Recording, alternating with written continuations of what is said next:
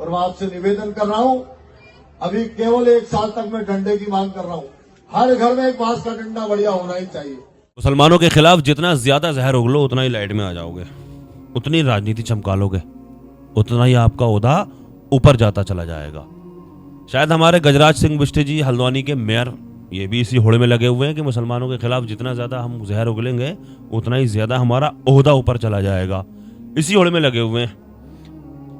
एक बयान इनका वायरल हो रहा है, हल्द्वानी के मेयर हैं ये, इनका बयान वायरल हो रहा है। इन्होंने किस तरह से बांस के डंडे रखने के लिए कह रहे हैं, माहौल को समाज को सुधारने की बात कर रहे हैं, ये समाज को आतंकवादी बनाने का काम कर रहे हैं। ये किस तरह की बात कर रहे हैं, देखिए इस वीडियो को।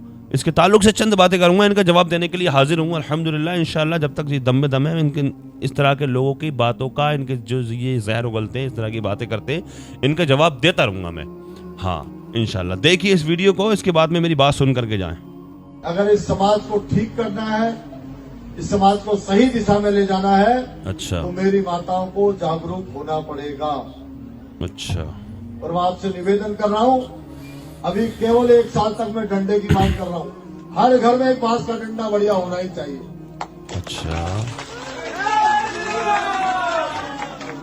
क्योंकि मैं 1994 में हल्द्वानी की 300 लड़कियों को त्रिशूल बांट चुका हूं। मैं बजरंग दल में था। अच्छा जो मैं सोचता था 93-94 की ऐसा होगा, वो आज हो रहा है धीरे धीरे। क्या हो रहा है? तो इसलिए समाज को जागरूक करना है, आप सबको अरे, जागरूक होना है। जागरूक 1 करना साल है। तक आप डंडा खरीदिए, जब अगली बार आऊंगा तो कहूंगा कोई ना कोई वेपन भी रखिए। अब अच्छा जरूरत पड़ गई है, क्योंकि संतों ने भी कहा है कि शास्त्र पढ़ने हैं तो शस्त्र भी बगल में होने ही चाहिए। अरे भाई, संविधान क्या कचरे में उठा करके डाल दिया? क्या कहीं डस्टबिन में डाल दिया? हम कर सकते हैं इस तरह की बात? अगर हम में से कोई इस तरह की बात करता तो क्या वो सुकून से रह पाता? शायद बुलडोजर पहुंच गया होता उसके घर तक। और एक पढ़ा लिखा इंसान इस तरह की बातें करे कि साहब मैं जब कॉलेज में था तब मैंने त्रिशूल बांटे। अरे भाई, चूड़ियां पहन रखी दूसरे लोगों ने, क्या जो बिष्ट जी, गजराज सिंह बिष्ट जी मेयर साहब, क्या दूसरे लोगों ने चूड़ियां पहन रखी हैं? किस तरह की बात कर रहे हैं आप? अच्छा मैं पूछना चाहता हूँ, आखिर जरूरत पेश आ क्यों रही है? इस तरह की बातें करने की नौबत क्यों आ रही है? इस तरह की बातें करने की जरूरत पेश क्यों आ रही है आपको? क्यों आप खतरे में हैं? ऊपर से लेकर नीचे तक, एक सिपाही से लेकर के वजीर आजम तक, माइनॉरिटी में आप हैं, अक्सरियत में आप हैं, सब कुछ आपका है, पूरा जमहूरियत में आप हैं बिल्कुल जबरदस्त तरीके से। उसके बाद भी आप खतरे में आ गए। या जिस वक्त आप अकलियत में थे उस वक्त तो तुम बच गए। 950 साल हुकूमत की हमने अल्हम्दुलिल्लाह। उस वक्त तुम खतरे में थे। हमारे आबा उजदाद ने तुम्हारे साथ में अगर बुरा किया होता तो तुम आज होते। मैं पूछना चाहता हूं आपसे, मैं ये सवाल करना चाहता हूं, आज सब कुछ ऊपर से लेकर नीचे तक आप ही आप हैं, अक्सरियत में आप हैं, माइनॉरिटी में आप हैं, एक सिपाही से लेकर वजीर आजम तक सब कुछ आप ही का है। उसके बावजूद आप खतरे में आ गए।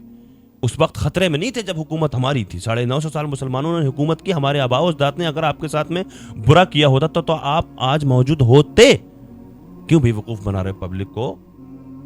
ये वही लोग हैं, अगर इनका सर्वे करेंगे आप तो इनके बच्चे लंदन अमेरिका में पढ़ते नजर आएंगे, लेकिन आपके बच्चों के हाथों में ये डंडे थमाने की बात कर रहे हैं, आपके बच्चों को दंगाई बनाने का काम कर रहे हैं, आपके बच्चों के हाथ में त्रिशूल दे रहे हैं ये।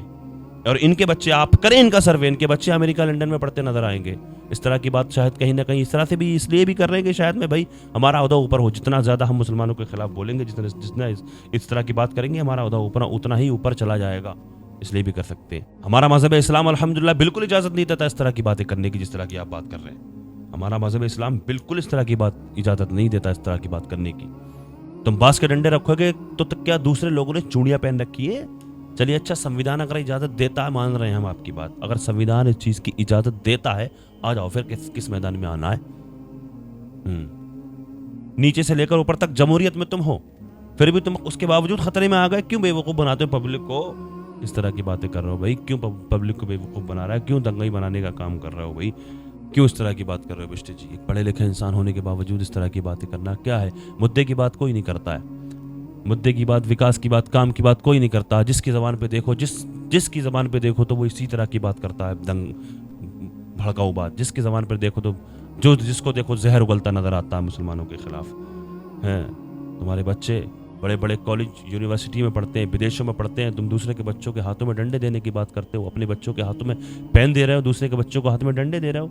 क्यों इस तरह की बात कर रहे हो? कोई खतरे में नहीं है, कोई खतरे में ना कभी था ना कोई खतरे में है। खतरे में अगर है तो ये पूरा देश खतरे में है। हाँ, खतरे में है अगर तो कोई, तो बच्चों का भविष्य खतरे में है हमारे और आपके। खतरे में अगर कुछ है तो हमारा भाईचारा जो था वो खतरे में, वो खत्म हो चुका। खतरे में अगर कुछ है तो हमारा ये मुल्क खतरे में है। अपने बच्चों के भविष्य के बारे में सोचो, इस तरह की बातें करना खत्म करो। क्यों इस तरह की बातें करते हो? अल्लाह की बारगाह में दुआ है, अल्लाह पाक हमारे इस मुल्क में अमन सुकून कायम फरमाए, अल्लाह पाक हिंदू मुस्लिम भाईचारा कायम फरमाए। अल्लाह तबारक व तआला दुनिया के तमाम मुसलमानों की इज्जत और आबरू की, जान और माल की हिफाजत फरमाए। दुनिया में जहाँ कहीं भी परेशान हाल मुसलमान हैं, सबकी परेशानियों को दूर फरमाए। जो बेकसूर मुसलमान जेलों में कैद हैं, अल्लाह पाक उन सबको बाइज्जत रिहाई अता फरमाए। जो बेजा मुकदमाबाजियों में फंसे हुए हैं उनको उससे छुटकारा नसीब फरमाए। जो मुसलमान बीमार हैं, अल्लाह पाक उनको शिफा अता फरमाए।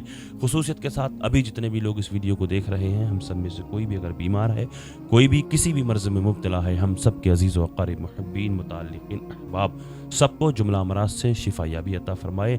जो बेरोज़गार हैं उनको अल्लाह पाक जायज़ रोज़गार अता फरमाए।